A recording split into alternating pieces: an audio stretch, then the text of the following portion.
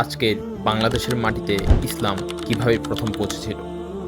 অনেকে বলেন নবী মুহাম্মদ সাল্লাল্লাহু আলাইহি সাল্লামের জীবদ্দশাতেই তার কয়েকজন সাহাবী এই অঞ্চলে এসেছিলেন। আবার বহু ইতিহাসবিদ বলেন এ দাবির পক্ষে এখনও শক্ত ও সমসাময়িক ঐতিহাসিক প্রমাণ পাওয়া যায়নি। এটা একটি জনপ্রিয় জনশ্রুতি ছাড়া বা ধারণা ছাড়া কিছুই নয়। তাহলে সত্যটা আসলে কি? বাংলায় ইসলামের সূচনা কি সাহাবীদের হাত ধরে, নাকি আরব মুসলিম বণিকদের মাধ্যমে?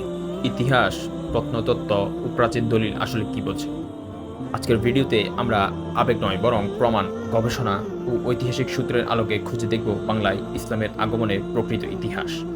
চলুন শুরু করা যাক। ইসলামের আবির্ভাবের পর থেকেই আরব মুসলিম বণিকরা ভারত মহাসাগর জুড়ে নিয়মিত বাণিজ্য করতেন। সেই বাণিজ্য পথের একটি গুরুত্বপূর্ণ অংশ ছিল বঙ্গোপসাগর। ইতিহাসবিদদের মতে বাংলার সঙ্গে ইসলামের প্রথম পরিচয় সম্ভবত এই আরব বণিকদের মাধ্যমেই ঘটে। তবে একটি বহুল প্রচলিত জনশ্রুতি রয়েছে, সেখানে বলা হয়, যা বলেছি ভিডিওর প্রথমে, নবীজি সাল্লাল্লাহু আলাইহি সাল্লামের জীবদ্দশাতেই চারজন সাহাবী চট্টগ্রাম, কক্সবাজার ও আরাকান অঞ্চলে এসেছিলেন। এই বর্ণনায় হযরত সাদ ইবনে আবি ওয়াক্কাস রাদিয়াল্লাহু আনহু এর নামও উল্লেখ করা হয়। তবে এ দাবির পক্ষে নির্ভরযোগ্য সমসাময়িক ঐতিহাসিক দলিল এখনও পাওয়া যায়নি। ফলে অধিকাংশ গবেষক এটিকে নিশ্চিত ইতিহাস নয় বরং লোক প্রচলিত বর্ণনা বা ঐতিহ্যগত বিশ্বাস হিসাবেই বিবেচনা করে, যেটা একটা স্বাভাবিক ব্যাপার। চীনের গুয়াংজু শহরে একটি প্রাচীন মসজিদ ও একটি কবর স্থানীয়ভাবে সাদ ইবনে আবি ওয়াক্কাস রাদিয়াল্লাহু আনহু এর সঙ্গে সম্পর্কিত বলে পরিচিত। তবে এই সম্পর্ক মূলত স্থানীয় ঐতিহ্য ও জনশ্রুতির উপর ভিত্তি করে গড়ে উঠেছে। যেমনটি আপনারা ভিডিওর মধ্যে যে ছবিটি দেখানো হচ্ছে, এটি সেই কবরের ছবি, এবং এ বিষয়েও ইতিহাসবিদদের মধ্যে পূর্ণ ঐকমত্য নেই। এবার আসা যাক তুলনামূলকভাবে শক্ত প্রমাণের দিকে। অষ্টম ও নবম শতাব্দীতে আরব মুসলিম বণিকদের বঙ্গীয় উপকূলে উপস্থিতির বিভিন্ন ঐতিহাসিক ইঙ্গিত পাওয়া যায়। রাজশাহীর পাহাড়পুর ও কুমিল্লার ময়নামতিতে প্রাথমিক আব্বাসীয় যুগের মুদ্রা আবিষ্কৃত হয়েছে। এসব নিদর্শন সে সময় আরব বিশ্বের সঙ্গে বাংলার বাণিজ্যিক যোগাযোগের প্রমাণ হিসেবে বিবেচিত হয়। আরব ভূগোলবিদদের লেখাতেও এই অঞ্চলের বিভিন্ন রাজ্যের উল্লেখ পাওয়া যায়। চট্টগ্রাম ও নোয়াখালীর কিছু স্থান নামে আরবি ভাষার সম্ভাব্য প্রভাবের কথা কয়েকজন গবেষক উল্লেখ করেছেন। তবে এ বিষয়েও গবেষকদের মধ্যে মতভেদ রয়েছে। লালমনিরহাটে হিজরি ৬৯ সালে একটি প্রাচীন মসজিদের ধ্বংসাবশেষ পাওয়ার দাবি করা হয়েছে। তবে এই তথ্য এখনও ব্যাপকভাবে স্বীকৃত প্রত্নতাত্ত্বিক গবেষণার মাধ্যমে নিশ্চিত হয়নি। যদি ভবিষ্যতে এটি নিশ্চিত হয়, তাহলে এটি বাংলায় ইসলামের প্রাচীন উপস্থিতির একটি গুরুত্বপূর্ণ নিদর্শন হতে পারে, মানে ওই সাহাবীদের আগমনের হয়তো, বা তারা ছাড়া অন্য কোনো সাহাবী। সময়ের সঙ্গে সঙ্গে আরব, পারস্য ও মধ্য এশিয়া থেকে মুসলিম বণিক, আলেম ও সুফি সাধকরা বাংলায় আসতে শুরু করেন। অনেকে এখানে স্থায়ীভাবে বসবাস শুরু করেন। তাদের দাওয়াত, ব্যবসা ও মানবিক আচরণের মাধ্যমে ধীরে ধীরে ইসলাম বিস্তার লাভ করে, মানে এটা আমরা অনেকেই জানি। কিন্তু একটু প্রচলিত ভুল ধারণা হলো বাংলা সব মুসলিমই শুধুমাত্র ধর্মান্তরিত হিন্দুদের বংশধর, যেটা অনেক কট্টরপন্থী হিন্দুরা বলে থাকে। কিন্তু ইতিহাস আরও বিস্তৃত একটি চিত্র তুলে ধরে।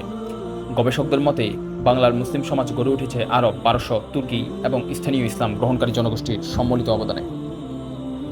কথাটা সম্মিলিত হবে। ভারতীয় উপমহাদেশে বাবা রতন আল হিন্দ এবং মালাবারের চেরা রাজার ইসলাম গ্রহণের কাহিনীও ব্যাপকভাবে পরিচিত এবং প্রচলিতও বটে। তবে এসব ঘটনাও ঐতিহাসিকভাবে নিশ্চিত নয়। অধিকাংশ গবেষক এগুলোকে ঐতিহ্যগত বর্ণনা হিসেবেই বিবেচনা করেন। পরবর্তী শতাব্দীতে শাহ মোহাম্মদ সুলতান বলখি, শাহ মোহাম্মদ সুলতান রুমি, বাবা আদম শহীদ, সাথে শাহ মখদুম রূপস, মানে কি অবাক করা নাম, জালালউদ্দিন তাবরিজি, শাহ নিয়ামতুল্লাহ বুত শিকন, ভাইরে ভাই কি নাম, এবং হযরত শাহতলার রহিমাউল্লাহ, যাকে আমরা সবাই চিনি, যিনি বাংলায় ইসলামের প্রসারে গুরুত্বপূর্ণ ভূমিকা পালন করেন। তাদের দাওয়াত, শিক্ষা ও মানবিক কর্মকাণ্ড বহু মানুষকে ইসলামের প্রতি আকৃষ্ট করে। ইতিহাসবিদদের মতে তৎকালীন সমাজে বর্ণ বৈষম্য, সামাজিক বৈষম্য এবং ইসলামের সাম্যের আদর্শ ইসলাম গ্রহণের একটি গুরুত্বপূর্ণ কারণ ছিল। তবে এই পরিবর্তন সব জায়গায় একইভাবে ঘটেনি। কোথাও শান্তিপূর্ণ দাওয়াতের মাধ্যমে, আবার কোথাও রাজনৈতিক সংঘাতের মধ্য দিয়েও পরিবর্তন এসেছে। ইতিহাসের সবচেয়ে সুপ্রতিষ্ঠিত ঘটনাগুলোর একটি হলো 1303 সালে শাহজালাল রহিমাহুল্লাহর সিলেটে আগমন। ঐতিহাসিক সূত্র অনুযায়ী তিনি তার সঙ্গীদের নিয়ে মুসলিম বাহিনীর অভিযানে অংশ নেন। পরবর্তীতে গৌর গোবিন্দের শাসনের অবসান ঘটে। এরপর শাহজালাল রহিমাহুল্লাহর শিক্ষা, চরিত্র ও দাওয়াত সিলেট অঞ্চলে ইসলামের বিস্তারে গভীর প্রভাব ফেলে।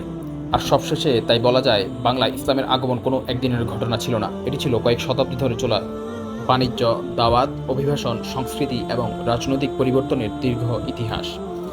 এই ইতিহাসের কিছু অংশ শক্ত প্রমাণে প্রতিষ্ঠিত, আবার কিছু অংশ আজও জনশ্রুতি, ঐতিহ্য এবং চলমান গবেষণার বিষয়। তাই ইতিহাস জানার সবচেয়ে সঠিক উপায় হলো প্রমাণিত তথ্যকে তথ্য হিসেবে গ্রহণ করা, আর যেসব বিষয়ে নিশ্চিত প্রমাণ নেই সেগুলোকে সেইভাবে উপস্থাপন করা, যাতে সেগুলো অনুমানের মধ্যেই সীমাবদ্ধ থাকে। তো ভিডিওটি এতক্ষণ দেখার জন্য ধন্যবাদ।